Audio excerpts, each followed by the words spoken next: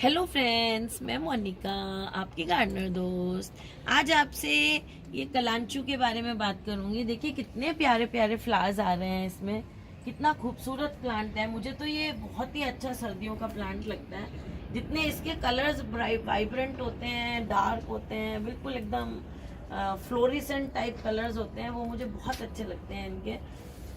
और बहुत प्यारा पौधा है। बस ये थोड़ा सा जैसे मैं जब इसको नवंबर में लाई थी तब इसमें फ्लावरिंग हो रही थी, और उसके बाद मैंने इसके जो स्पेंड फ्लावर्स हैं उनको देखिए ऐसे कट कर दिया था। जब ये सूख गए थे तो ऐसे इनको कट कर दिया था, और उसके बाद मतलब सारा इन्फ्लोरेसेंस, ये तो अभी धीरे धीरे सूखेंगे तो काटेंगे, मैंने सारा सूख गया था तो कट कर दिया था। जैसे उसका किया हुआ है देखिए लास्ट वाले का, ऐसे सबके मैंने कट कर दिए थे।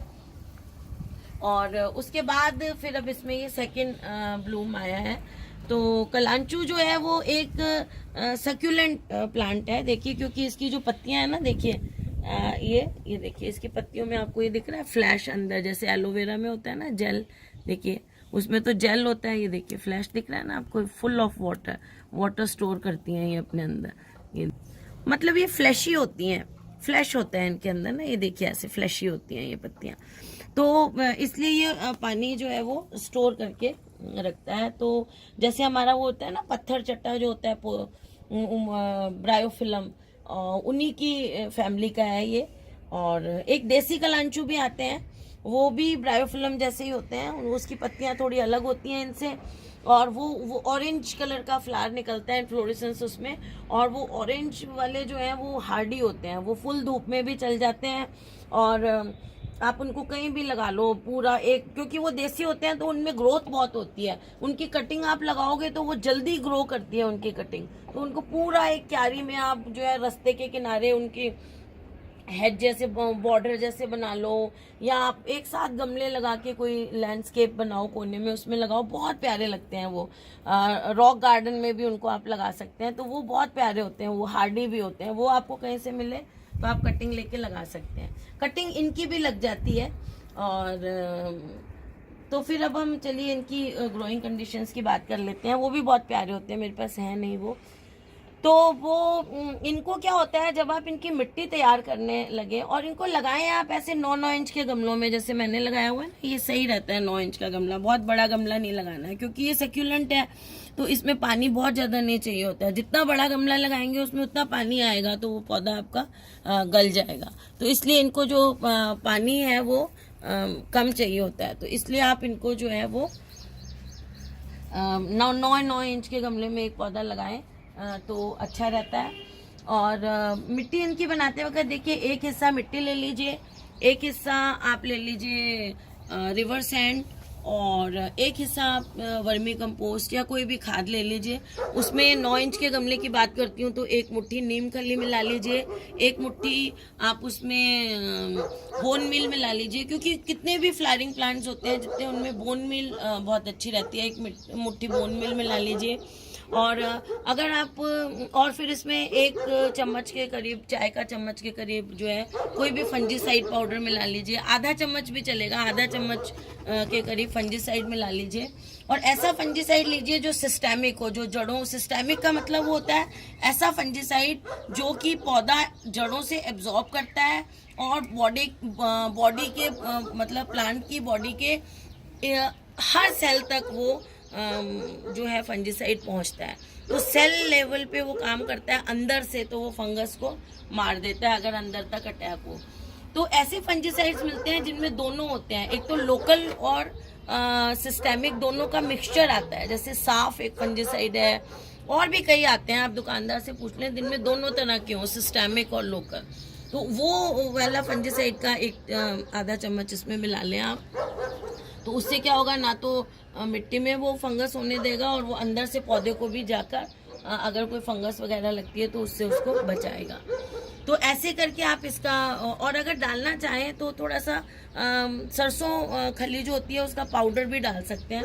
लेकिन अगर आप बहुत नए गार्डनर हैं तो वो पाउडर नहीं भी डालें तो ठीक है, क्योंकि कई बार क्या होता है आप लोगों को पता नहीं चलता, अच्छी तरह उसको पीसते नहीं है, या थोड़ी सी तो वो खली भी फंगस को पकड़ लेती है कई बार। तो आप अगर सरसों खली बाद में, मैं जो आजकल देती हूँ आजकल पहले मैं मिट्टी में सरसों कली मिलाया करती थी, लेकिन मेरे तो चल जाता था, मेरे को भी फंगस नहीं आई। आजकल मैं एक्चुअली जो है वो सरसों खली का जो ऑर्गेनिक लिक्विड फर्टिलाइज़र बनाती हूँ वो ज़्यादा देती हूँ पौधों में, हर 10 दिन में देती हूँ। तो फिर अगर आप ऐसे लिक्विड फर्टिलाइज़र देते हैं तो फिर फंगस फिर आपको जो है सरसों खली का पाउडर मिलाने की ज़्यादा ज़रूरत नहीं है, क्योंकि हम उसको वो भिगो के जो देते हैं वो और भी ज़्यादा इफ़ेक्टिव होता है। और एक बात अगर मैं कहूँ तो मैं जो है वो आजकल फंजीसाइड भी कम यूज़ करती हूँ, मैं उसकी जगह ट्राइकोडर्मा ज़्यादा यूज़ कर सकती हूँ। ये बायो फंजीसाइड है, वो एक तरह का फंगस होता है बेनिफिशियल, तो वो यूज़ करने से आपकी मिट्टी की क्वालिटी इंक्रीज़ होती रहती है और आपको केमिकल का कोई नुकसान नहीं पहुँचता है पौधे को। तो चलिए, ऐसे आपने इसकी जो है वो मिट्टी बनानी है, और फिर उसके बाद जब इसको पौधे को हम लगा देंगे तो पानी बहुत ज़्यादा नहीं देना है। आपकी मिट्टी बस थोड़ी सी, अभी देखिए आपको मैंने 2 दिन बाद आज इनको पानी दिया है, देखिए पत्ते भी आपको गीले दिख रहे होंगे, ये देखिए। वैसे आपको जब पानी देना हो, ये उछल के पड़ जाता है पानी, जब भी दें इस पौधे को तो पत्तों पे मत दें, इसको ग्राउंड लेवल पर ही पानी दें, क्योंकि पत्ते जो फ्लैशी, जैसे मैंने कहा फ्लैशी हैं ऑलरेडी, फूलों पे और फ्लैशी लीव्स पे जब पानी गिरता है तो फंगस को वो पकड़ लेते हैं। तो इतने जैसे फ्लावर्स उगे हुए हैं, अगर आप इनके ऊपर पानी देंगे तो इनकी लाइफ कम हो जाएगी, ये कम देर तक चलते हैं। मैंने इनके ऊपर पानी नहीं दिया हुआ है, देखिए नीचे पानी है, वो थोड़ा सा जैसे नीचे के फ्लावर होते हैं ना, तो आप नीचे पानी देते हैं, देखिए अब ये ऐसे गीले हो जाते हैं, लेकिन फिर भी बहुत ध्यान से देना चाहिए। टैप पानी का पाइप होता है ना, तो थोड़ा सा इधर उधर, लेकिन ये देखिए ऊपर से इनको सूखे रखना चाहिए हमें, फूलों पे और पत्तियों पे पानी नहीं डालना, नहीं तो ये फंगस पकड़ लेगा बहुत जल्दी और आपका पौधा मर जाएगा। अच्छा, फिर क्या होता है कि इसकी जो फ्लावरिंग होती है, इसको धूप कितनी चाहिए, चलिए इस पे बात करते हैं। पानी की बात कर ली मैंने, मिक्सचर की बात कर ली है, तो धूप इसको बस 3-4 घंटे की धूप चाहिए।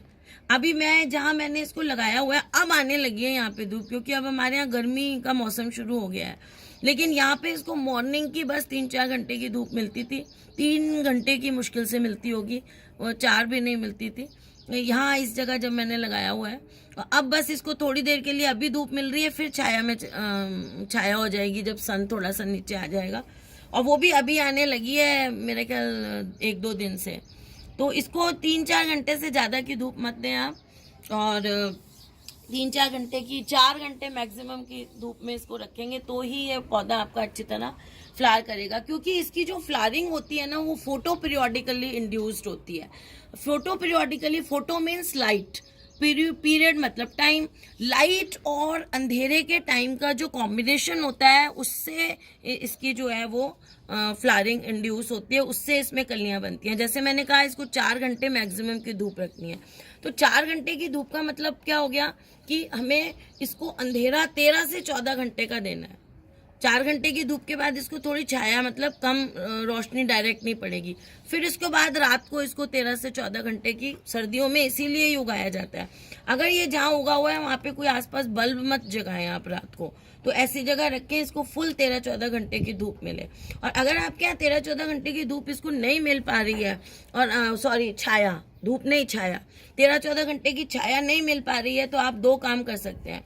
या आपके फ्लावर हैं, पौधे बचे हुए हैं, उनमें फूल ही नहीं आ रहे हैं, तो आप उनको कुछ दिन ऐसा करें कि कोई आपकी क्लोज्ड अलमारी हो, या कोई कार्टन आते हैं ना, गत्ते के डब्बे आते हैं जो पैकिंग वाले, वो डब्बा कोई ले लीजिए, तो और इन पे जो है वो डब्बा डाल दीजिए, या इनको किसी अंदर आपके कोई अलमारी ऐसी अंधेरी होती है तो उठा के 3-4 घंटे की धूप दिखाइए, और उसके बाद उठा के आप अंदर अलमारी में रख दीजिए।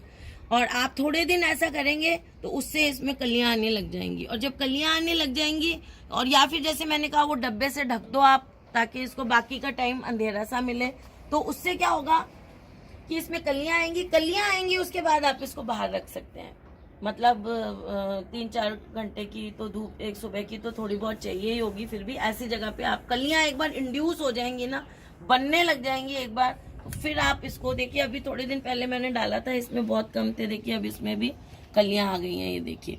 तो ये सर्दियों में इसीलिए उगते हैं, सर्दी के जितने पौधे हैं, क्योंकि इनको एक तो रात को ठंडक चाहिए, इनको क्या चाहिए होता है कॉम्बिनेशन, दिन में लाइट और धूप, और रात को इनको चाहिए ठंडक।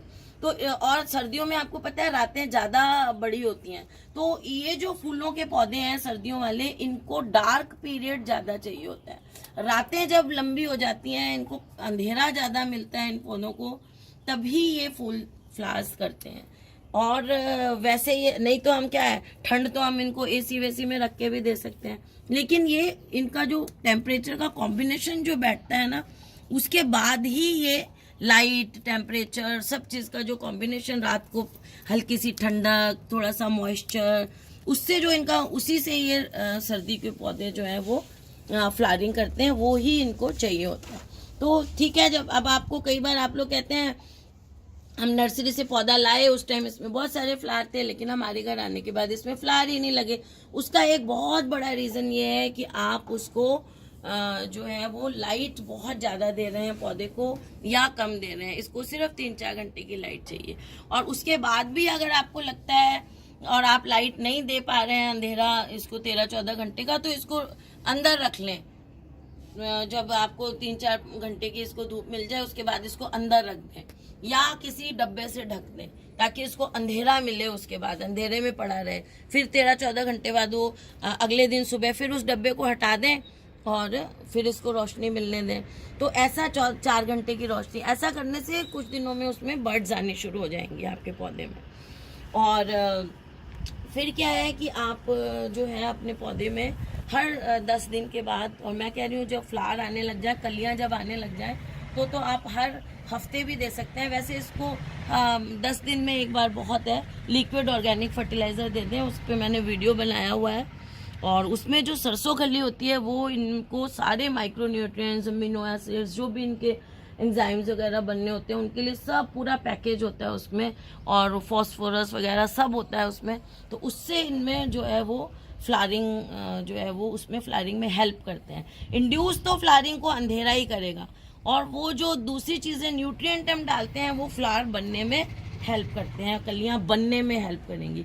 शुरू होने में जो है वो अंधेरा हेल्प करता है इनको। और फिर जैसे देखिए सर्दियों का पौधा है, तो ठंडी जगहों पर तो ये शायद गर्मियों में इसकी फ्लावरिंग आने के बाद कोने में एक रख दो तो रह जाए, लेकिन गर्म इलाकों में ये नहीं रहता है, हमारे यहाँ ये नहीं रह पाता है।